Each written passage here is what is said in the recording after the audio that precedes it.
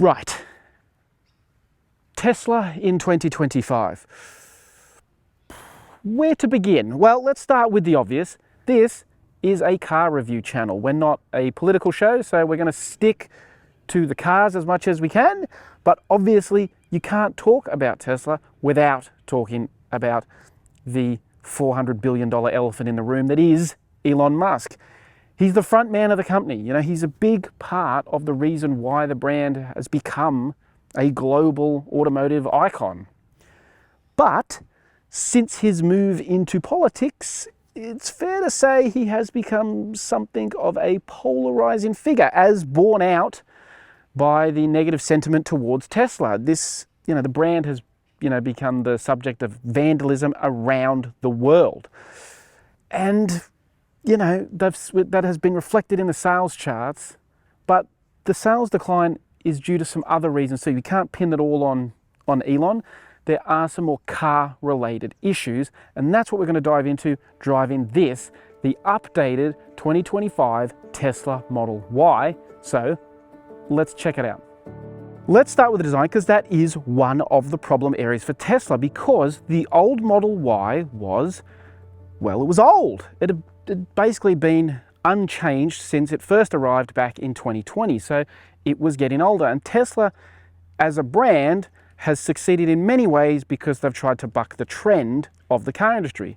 However, as it turns out, the car industry was right. Tesla thought it could get away with software updates to keep the car fresh and interesting and add new functionality. However, the rest of the car industry hasn't been giving their cars midlife facelifts and updates to keep them fresh for no reason, right? It makes people come back to the showroom. It gives people, if they didn't like the old design, well, maybe they'll like the new design. If they've got the old car, now their car looks dated, so they want the newer model. There's a reason why the car industry has evolved in that direction. So Tesla has had to follow suit. So we've got a new look. We've got a fresh front end that's inspired by the Cybertruck. So it's a flatter, squarer kind of front end. We've got these thin lights that wrap all the way around the front to give it that more, 2025 spec Tesla look. At the rear, we get an equally significant change. The whole tailgate has been redesigned to this flatter look, and we've got these new tail lights that actually extend the entire width of the car that Tesla claims is one of the biggest available in the market. And then we have what I would call relatively subtle Tesla badging tucked up in here. Overall, the new look is, external look is different, and that's fine. It just needed to be different. It needed to be fresh to try and draw customers back to the brand. Now inside, Tesla says this is an all new interior. Now that is, I would say, an incredibly generous statement given the fact that this is largely almost the same as what we had in the previous car. There are some changes to the finishes and some of the minor elements, but overall, if you've driven a previous Model Y, this isn't going to be a night and day difference. Look, honestly, I do like a lot of the elements. There's some of these trims that they've added, the ambient lighting that runs around the whole dash, I think is, it's a good look. Certainly the quality of the materials and the way it's all bolted together is nice. But Tesla's minimalist look, just having everything on the screen, some may say it's all computer. Personally, I think it looks really basic. It almost looks cheap to me. That there's every bit of switchgear. Tesla's literally gotten rid of. There was a second stalk on the steering column here just to do the gears. That now is on the touchscreen. You're selecting gears via the touchscreen, which personally I don't like. I just think that's poor functionality. It's a poor user interface. When you're driving, you've got to take your hand off the wheel. You've got to find the little scroll on the screen. To me, frankly, the Model Y now feels a lot like so many of these Chinese-built electric vehicles that are hitting the market these days. It lacks the wow factor that it used to have, and instead it comes across as, every button and switch that is not in here is $1 saved. You know, it's money saved to make it simpler. Look, I'm sure some people will prefer this very basic minimalist aesthetic, but for me, you know, I think it impacts a lot of the usability and ultimately just doesn't feel special. Moving on to price, this is another area where Tesla's sales decline can be explained, at least in part. Again, to keep it simple, the American brand now has more rivals, particularly those from China, and they're undercutting it. Tesla has repeatedly cut the cost of the old Model Y, reaching as low as $55,900. But this new version starts at $58,900 for the rear-wheel drive variant and $68,900 for the long-range all-wheel drive that we're testing here. However, the list of cheaper, similar-sized electric SUVs now includes the Deepal S07 and Sea Lion 7, Kia's EV5, the Xpeng X6. With more choice, Tesla simply needs to fight harder for each and every sale. If you want more details on the specific specifications and pricing, make sure you read my in-depth written review at carsguide.com.au. Coming back into the cabin, in terms of the infotainment system, the practicality of all that usage, you know, Tesla, again, they do a nice job with their own sort of in-house infotainment system. It all runs through this central screen here. But again, Tesla's desire to be different, to, you know, buck the industry norms, rears its head, because this doesn't have Apple CarPlay or Android Auto.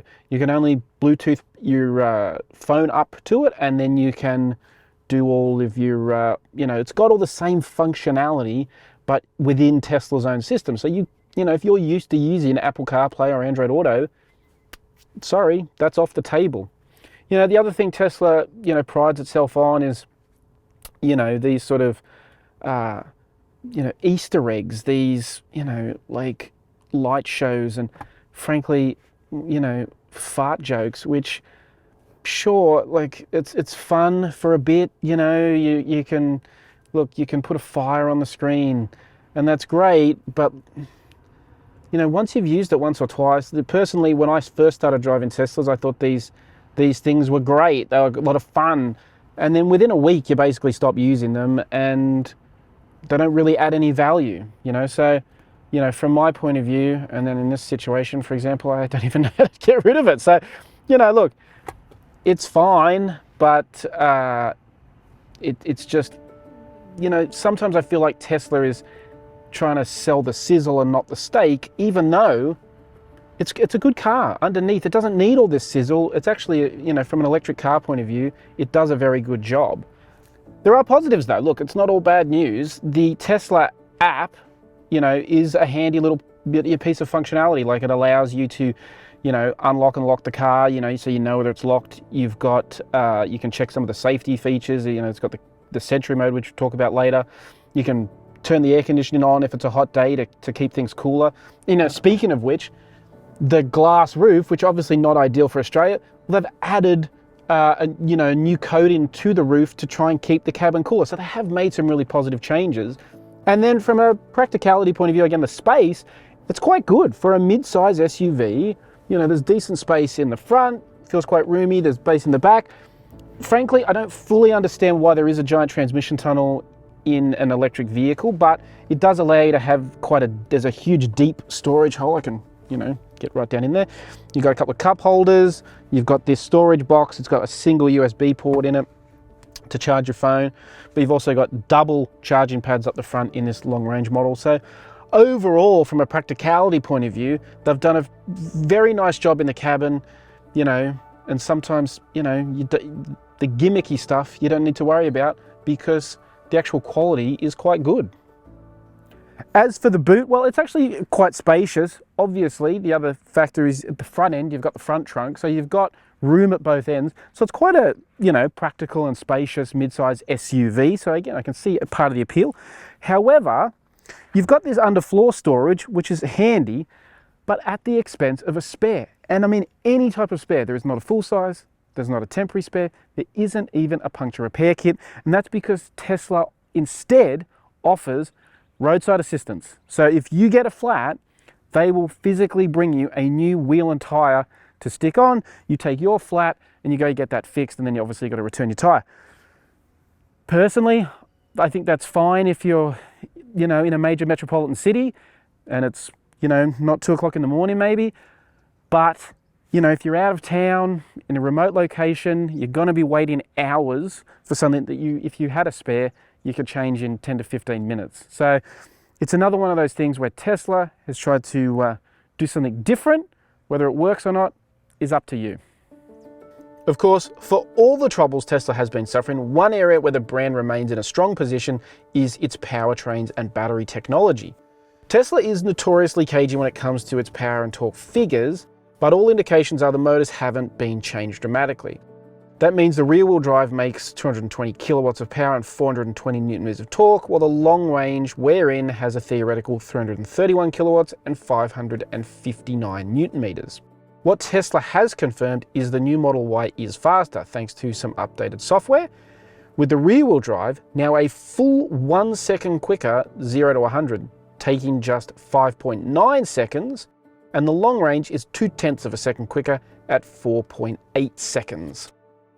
While it may not be more powerful, Tesla has extended the range on both the rear-wheel drive and the long range. The rear-wheel drive has been stretched to a theoretical 466 kilometers, an improvement of 11 Ks, and the long range lived up to its name with a claimed range of 551 Ks. That's an 18 kilometer increase over the old Model Y.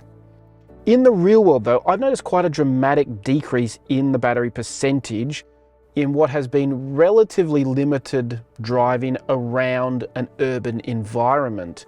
In less than a week, we've chewed through nearly half the battery. And so I'd question whether you could get more than 500 kilometers from a single charge on a regular basis. Although in Tesla's defense, it would take some longer term real world testing to really bear that out. Another plus though is Tesla does operate its own supercharging network. So in addition to being able to use the growing number of public EV chargers, you can probably find one of Tesla's 110 superchargers near you. Charging is nice and easy too, because you're basically able to load your credit card details into the car, so you only need to roll up and plug in and it's automatically going to start replenishing the batteries. No need to tap anything or swipe anything like the other public infrastructure. So Tesla is trying to make that ownership experience nice and easy. As I mentioned before, part of the issue that Tesla has is there's this seemingly this desire to sell the gimmicks rather than the substantive quality of the car. And look, obviously now you've got this added layer of politics that all disguises the fact that fundamentally this is actually a pretty impressive electric vehicle. Tesla, love them or hate them, they made the mainstream electric vehicle a reality. Up until the Model S came out, EVs were kind of, a bit of an oddity. And so, in the grand scheme of things, they've done a very good job as a brand, and it drives well. One of the biggest criticisms of the previous Model Y in particular was its ride, and so the suspension has been a focus of this update. They have tried to make it a bit more supple and have a bit better control, because particularly the ride in the rear was not great in the previous model, and it frankly could make people a bit car sick. Naturally, it's still quite firm. It's still a firmer ride because you are it's a relatively heavy car. Naturally that's just an element of being electric. So you've got a degree of a significant amount of weight to control. So there's that degree of, you've got to control such an enormous amount of weight. You tend to make the car stiffer. I would still call the Model Y on the firm side. I wouldn't say it's an uncomfortable ride. They've certainly added a bit more, a bit more suppleness, a bit more control to the ride, and I think that's a big plus for the car. The other big change is the addition of a less aggressive regenerative braking. You still have the standard regen braking that allows you to effectively drive on a single pedal. It's quite a significant amount of stop-in power as soon as you start to roll off the throttle. But I've got it in the reduced regen, and it really coasts along quite nicely, much more like a conventional car. So for those people that maybe are buying their first electric car and find one pedal driving a bit confronting or confusing, it certainly adds an element of familiarity and user-friendliness that I think is a good idea. You know, I think having the regen is great. Certainly, I think it makes a heck of a lot of sense for electric cars, and you want to have that regen. But for those who don't, or if you're driving on a faster road, you know, like a freeway or something, you find if that's your drive to work, you don't always want max regen. It can be suboptimal at times. So overall, I think the changes to the driving experience are positive. You know, again, the powertrain is sort of Tesla's speciality, and like even though I'd want a bit more time in the car to be fully convinced that the battery can give me 550 kilometers of range in this long range variant. It's certainly going to get you through most of your working week or all of your working week, and then you might need to top up on a weekend or something. But the actual motors are quite quiet and smooth. That's actually one of the biggest areas that I've noticed having driven the original Model S versus now this latest Model Y, is Tesla is doing a much better job of making the cabin more isolated. Those original Model Ys, without the sound of an engine, Tesla frankly just had not improved their NVH, and so you were hearing suspension noises and things like that you really shouldn't be hearing in the cabin. That's not that's not an electric car thing. That's just a poor design. And so they've certainly made the cabin feel more quiet and comfortable, and more refined. So they've done a good job in that sense. So look, overall, I really enjoy the driving experience. The driving experience of the Model Y is good. It doesn't need all the gimmicks because I enjoy the drive. Safety is another area where Tesla has some standout features. As this is an update rather than an all-new model, it has the same crash structure as the 2022 Model Y that ANCAP tested and awarded 5 stars. However, it is important to note that a 2022 5-star rating is very different from a post-2023 5-star ANCAP rating, as the safety authority updated its testing protocols. So be careful that you're comparing like for like. It gets all the basics you'd expect, such as 7 airbags for full occupant protection, there's autonomous emergency braking, lane departure warning, and so on. Then you've got systems like Tesla's autopilot, which is not the full self-driving, whiz-bang setup that they use in the US for better or worse, quite frankly. This is, in simple terms, it's adaptive cruise control and lane keeping assist. Does it work great? Frankly, I actually found the system a little bit odd. Like, there was several occasions where the car slowed, for no apparent reason, and I'm not sure if that was because it was working off the speed limit and it couldn't detect. I was in an underground motorway. Was it trying to detect the surface speed limit? I'm not sure, but to me that it seems like a little bit of a flaw in the system. But the bigger flaw for me is the fact that when you put on the autopilot, particularly the auto steer, it has in brackets underneath beta, and you have to check a box that makes it clear that this is a beta system, which means it's not fully tested. This is it's effectively, you are, as an owner, doing the work for Tesla and real world testing their safety system. And frankly, to me, that's bizarre. Like, why are we as consumers testing a product? I've never experienced that on any other car. No other car company has ever openly admitted that a system, a technology that they are putting in a production vehicle is not fully tested. By its very nature, beta testing means they have not achieved the finished product. And I just find that strange. I really do. Like, again, not to come off like a Tesla hater, but I just think that's a really odd decision to make. And I think consumers should get the finished product that has been rigorously tested and is certainly safe for users. I'm not saying it's not safe. It may be a very safe system, but the fact that it is, clearly marked as beta, I just frankly don't agree with.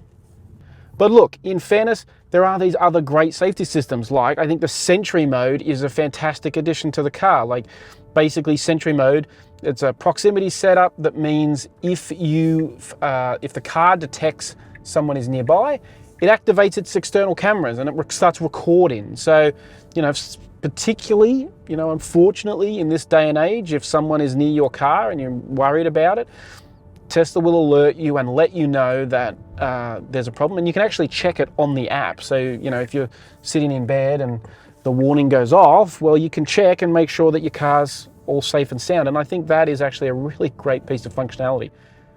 Another similar system is effectively an inbuilt dash cam. You see, because it's got so many cameras, the Tesla can you can program it to say when you honk your horn or you need to have it rolling, it can turn on the forward-facing camera as a dash cam and record any incident. So if potentially you might need it for insurance, or if there's a dangerous driving incident with people around you, you've got that footage. And look, like I've said, there's many areas where Tesla has sort of bucked the norm and thought outside the square, and it hasn't really worked. There's a reason why car companies do these things.